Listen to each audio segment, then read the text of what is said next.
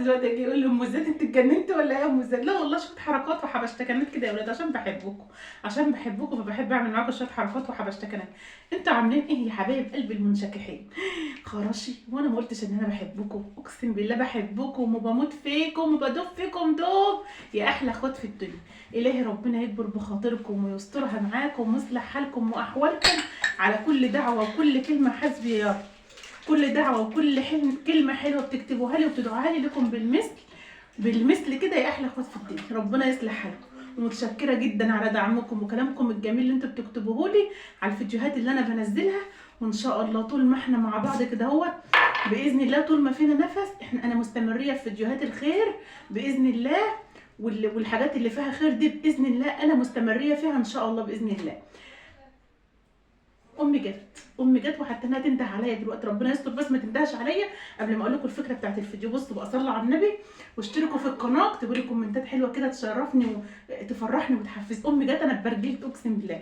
بصوا بقى، انا جايه لكم بفكره حلوه قوي، افكار من ال 200 جنيه هتريحك وهتخليكي باذن الله تاكلي فراخ كل يوم. ايه ياما، انا عارفه ان انت طالما جيتي مش هعرف اكمل الفيديو. يا جماعه تعال سلم وحشانه والله. انا ما بعرف اتفرج، ما بتعرفيش اكلمني. لا سلم عليكم. وحشتني والله. ربنا يديكم الصحه يا رب، يكون شر المرض. سلم عليكم. ربنا يخليكم. اللي بيحب ام زياد انا بحبه والله. ادعي لهم احلى دعوه. ربنا يخليكم عيالكم يا رب، يبارك لكم فيهم. ربنا يخليكي. انا بقول اللي على قلبي خلاص. على يا جماعه هي بتتكلم بتلقائيه والله. ما بعرفش اتكلم حين. بصي مهما قلت هم بيحبوا طريقتك في الكلام برضه. ربنا يخليهم يا رب. ربنا يصلح حالكم يا رب، يصلح حالهم يا رب، ويخليهم عيالهم ويهديهم ويربكم ويفكوا دقيقتهم يا رب، ويرزقوا كل مشتاق يا رب يا رب. اللهم امين. انتوا يا رب يدوكوا كل واحد اتنين في بطنهم، وانا بنت اتنين في بطنهم يا رب. يا رب يخليكم عيالكم. مش انا قلت لكم طالما مش عارفه اكمل الفيديو هتقعد تنده عليا من بره 3 ساعات. انا قلت لك ما لقيتش. انا كنت عند خالتي خالد وجبت كده والله. ماشي. جبت كده جبنه وجان. جبت جبنه حدقه وقعدت عندها شويه. هكمل الفيديو واجي لك بقى. والله. طب هروح اكلمهم وارجع لكم تاني يا جماعه. ربنا يخليهم لك يا رب، يخليكم. تدعي لكم احلى دعوات والله، يبارك فيكم ويفوق شر الامراض. والله العظيم مش مره في جسمكم ابدا حتى من ورا الكاميرا بتدعي لكم. والله بدعي لكم والله كلهم بيحبوكم. والله. بصي هم عاجبهم طريقتك كده، عاجبهم كلامك يا رب. احنا بتوع زمان بقى، ده زمان ما بنعرفش نزوق كلام. كلام ولا حاجه. مش احلى كلام يا حاجه. والله ما بعرفش نزوق الحديد. احلى كلام يا حاجه من لسانك. كتر خيرهم اللي هم بيحبوا كلام. لا هم ناس عسل وبيعجبهم اي حاجه. ربنا يخليهم يا رب، ربنا يخليهم ويخليهم لك. الله يخليك حبايبك دول حبايبك. اقعدي ارتاحي بقى. طب هروح اشوفها يا جماعه واجي لكم تاني عشان مش هتسكت اقسم بالله، مش هتسيبنا اكمل الفيديو. راح اشوف عايزه ايه وارجع لكم تاني. استنوني. رحت بقى قعدت معاهم شويه وقعدنا ندردش شويه. كانت عايزاني في كام حوار كده، فانا قلت لكم لو كملت معاكم الفيديو وامي قعدت تنده عليا مش هتسكت. قلت اما راح اسكتها الاول وبعدين اجي اكمل معاكم الفيديو. بصوا بقى يا حبايبي، فكره الفيديو بتاعنا النهارده ان شاء الله بسيطه وهتعجبكم باذن الله، واتمنى كده لو عجبتكم. عايزه لايكات بقى كتير واشتراكات في القناه واحلى دعوات من قلبكم. ربنا يصلح حالكم يا رب. دي كام 200 جنيه.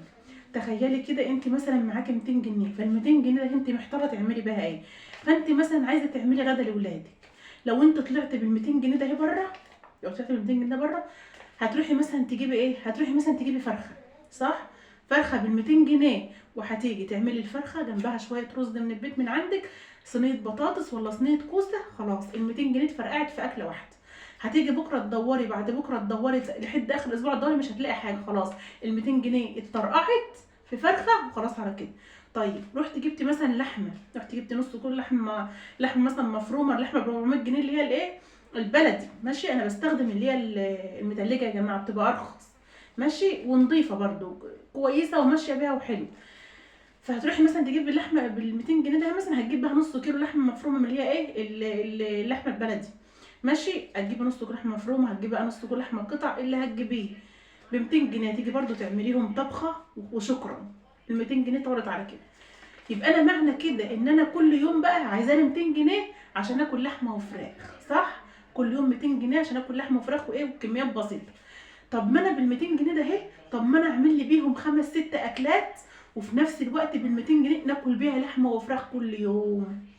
ايه رايكم؟ بدل ما نعملها اكله واحده، لا نعمل بيها كل يوم كام اكله وناكل وناكل الولاد. انا عامله الفيديو ده هو مخصوص لحبايب قلبي اللي بيقول لي يا ام زياد انت بتقولي العدس وبتقولي المسقعه وبتقولي العجه وانا عيالي ما بياكلوش الحاجات دي. انا معاكم فعلا في عيال بتاكلش العدس ولا البصاره ولا المسقعه ولا البتنجان ولا البابا غنوج ولا الكلام ده، عايزين اكل فيه لحوم وفراخ، المهم ان يكون في لحوم وفراخ على الطبليه ولا على السفره، تمام كده. طيب انا بقى خليني ست شاطره والعبها صح واحسبها صح واكون ست ذكيه في نفسي، بدل ما اخد ال 200 جنيه واروح اعمل بيها اكله ونفضي الموال على كده، طب ما انا ممكن اعمل بيها 5 اكلات ولا 4 اكلات يا جماعه، كل يوم يبقى فيه فراخ ولحوم قدامي. طيب فرضنا مثلا ان انا مش عايزه اطبخ، انا زهقانه من الاكل وعايزه اخد ال 200 جنيه واروح اجيب مثلا اكلات من بره، ليه بقى لانشون وجبنه وبيض ولبن والكلام ده، اقسم بالله ال 200 جنيه هتعمل لك برده غدوه، وهتيجي بالليل اللي عليها هيجوعوا تاني بال 200 جنيه، صح؟ لو رحتي مثلا النهارده قضيتيها مش عايزه تعملي اكل، هتجيبي لانشون وجبنه وبيض ومثلا ايه حاجات عينات، وعلبه الجبنه بكام، البيض بكام اللي انتوا بتجيبوه من الدكان، انا ما بجيبوش، انا بجيب المكسر، علبه الجبنه، لانشون، عيش، مخلل، مش هتصرفي ال 200 جنيه وهتشبعوا دلوقتي وكمان حبه هتجوعوا تاني، صح؟ طب ما انا استغلها صح يا جماعه في ظل الظروف الصعبه اللي انا فيها، طب ما انا العبها صح واستغلها صح. اعمل ايه؟ هتروحي عند بتاع الفراخ عنده اللي جناحه وعنده الهياكل، اللي جناحه عامله 65 جنيه او 62 جنيه، الهياكل عامله 40 جنيه، هتروحي تجيبي لك بال 200 جنيه ده هي كلها هياكل، لو معاكي 50 جنيه عليهم كمان هاتي ب 250 جنيه هياكل، هاتيهم ونضفيهم وقسميهم، اللي جناحه لوحدها، الدبابيس لوحدها، الزوار بالرجول لوحدها، هتطلعي الزوار اللي هي الرقبات، وهتطلعي كمان البتاع اللي هي الرقبه اللي هي الجلده دي، الجلده دي هتطلعها لوحدها، هتعمليها برده طبخه لوحدها جنب شويه ملوخيه جنب شويه رز، هتحشيها زي المحشي، بتبقى حمام كداب، بتبقى تحفه. انا عندي على فكره انا كنت عاملاها معاكم على الهياكل، لسه ما عملتهاش، هعملها معاكم ان شاء الله وهتشوفوا الطريقه باذن الله، عندي في الفريزر هعمل يعني وجبه اساسيه كده هعملها في اي يوم. انا عن نفسي كل يوم زي ما انتم بتشوفوا القناه بعمل لاولادي فراخ كل يوم على الله بقى، بعمل جناح، بعمل هياكل، بعمل اللي بعمله، المهم ان انا عيالي كل يوم عايزين اكل حلو.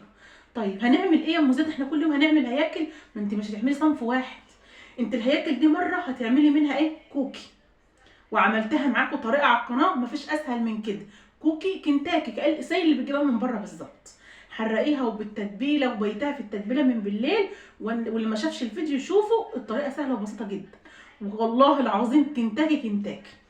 هتعملي مره منها كنتاكي ماشي، ممكن مره لو مش عايزه تعملي العجينه دي وحاسه انها ايه شغلانه وكده، مع انها سهله والله، ممكن تعمليها كوكي تسلقيها سلقه نص سلقه وتحمريها بالفيجيتار جنب شويه مكرونه، هتعمليها كوكي جنب شويه رز بسمتي او جنب شويه مكرونه، هتعمليها في صينيه بطاطس، هتعمليها جنب شويه ملوخيه، هتعمليها في صينيه كوسه، هتعمليها جنب حله محشي، هتسهل لك الطريق في اي اكل.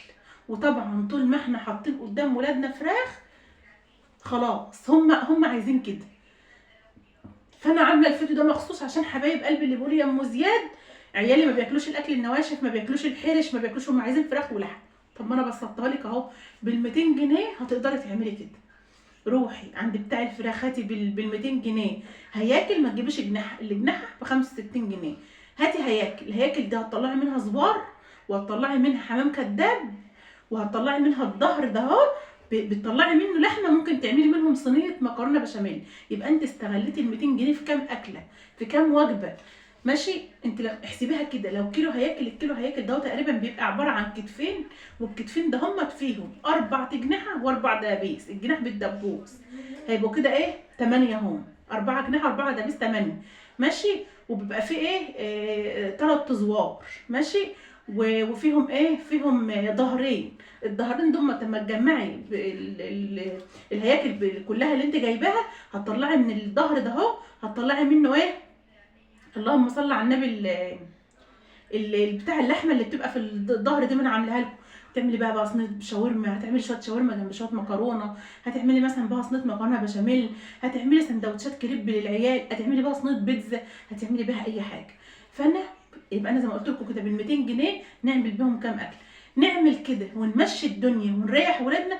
انت دلوقتي لو مثلا ايه عايزه تعملي اكل لاولادك، عايزه مثلا تعملي لهم عجه ولا بتاع، عيالك كلهم هيتامروا مش عايزين ياكلوا صح؟ لا طب ما انا مستغلها صح، اعمل لهم جناحه، والجناحه دي ممكن اعمل لهم كوكي، اعمل لهم كنتاكي، اعمل لهم اي حاجه، افرح ولادي.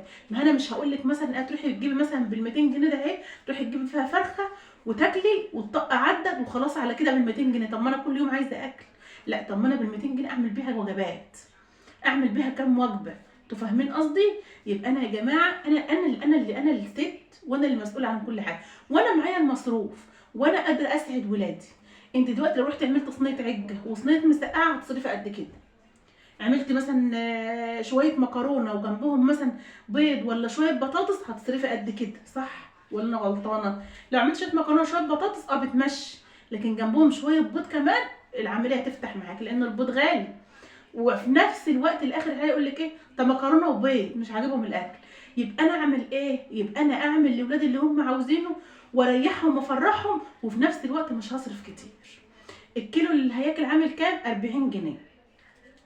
هجيب 5 كيلو ب 200 جنيه. 5 كيلو ب 200 جنيه صح؟ ما الكيلو ب 40 جنيه، هجيب 5 كيلو بال 200 جنيه. هجيبهم واقسمهم على وجبات. شوفوا بقى، هيدوني 5 اكلات 6 اكلات، اقسمهم كده في اكياس. اعمل بقى الزوار لوحدها، واعمل الرقبات لوحدها اللي هي اللي حمام الكداب، واعمل الاجنحه لوحدها، واعمل مش عارفه الظهر دوت لوحده اللي اطلع منه شاورما. هقسم بقى قبل ما احطه في الفريزر. كل يوم بقى مش هسال عيالي ولا هحتار ولا هصرف ولا هعمل، لا، هطلع كيس الكنتاكي واعملها جنب شويه مكرونه وعدى اليوم النهارده.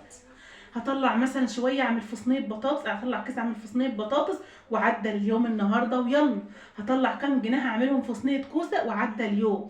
عند ربطه ملوخيه جايبها من السوق ب5 جنيه، اعمل شويه رز واطلع كام جنيه اعملهم اشوحهم ببصل بقرن فلفل بطماطم وعدى اليوم النهارده. اصبح ان انا بمشي بيتي. انا بعمل كده يا جماعه، انا بعمل كده يا جماعه وبمشي بيتي على كده. لو انتوا تلاحظوا انا كل الاكلات بعمل فيها ايه؟ فراخ. عشان تروحي تجيبي الوجبه بال 200 جنيه هتجيبي وجبه وهتدوري على بكره مش هتلاقي. لا، الوقت اللي احنا فيه ده مش عايز كده، كل حاجه غاليه، الاكل مولع. لو عملنا كده مش هنلاحق، مش هنلاحق على المصاريف، جوزك مش هيلاحق على مصاريفك، هتتخانقوا، هتقوم خناقه ما بينكم انتوا الاثنين، المشاكل هتكتر، العيال بتتعقد، النفسيه بتتدمر، كل ده بسبب المصاريف يا جماعه. والله العظيم انا اعرف في ناس بتتطلق بسبب الفلوس، بسبب المصاريف، الفلوس مش مكفيه. بس برضو جوزك غصب عنه، هو على قده، الدنيا بسيطه معاه، فانت حاولي تشغلي دماغك معاه شويه.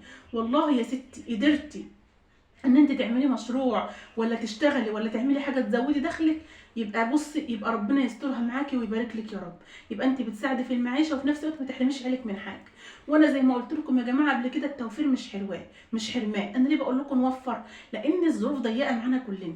انا مثلا لو عايزه اعمل مثلا صينيه عجه وعيالي مش عايزين، لا، طب ما انا راح اجيب لهم كيلو هياكل ب 30 جنيه ولا ب 40 جنيه واعملها اكله وعيالي كلوا وانبسطوا، هياكلوا حتى يلاقوا حته لحمه ياكلوها. انتوا فاهمين قصدي؟ فانا كده اهو بمنعك عن الحرش خالص.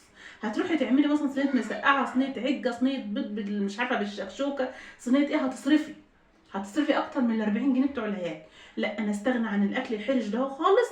وكل ما اجي اعمل شويه مكرونه هطلع جنبهم كيس جناح، كل ما اجي اعمل شويه رز هطلع جنبهم كيس جناح، كل ما اجي اعمل مش عارفه ايه. هتقدري انت ممكن تعملي لك طبق رز بس محله رز بسمتي وجنبها كام جناح كده وتعمليهم بالفيجيتار كانك جايبه وجبه جاهزه من بره. كل الاكلات دي هتعمليها من ال 200 جنيه. انا بقول لك عشان ما فيش واحد تيجي تقول لي ايه طب والفطار والغدا والعشاء. انا يا جماعه بكلمك في وجبه الغدا. الناس اللي بتقول لي يا ام زيد عيالنا ما بتاكلش الاكل ايه، العدس والبصاره اللي انت بتقول عليه، في ناس بتاكل، في عيال ما بتاكلش. لا، انا جبت لك بقى قارنت لك نفس المقارنه بالظبط.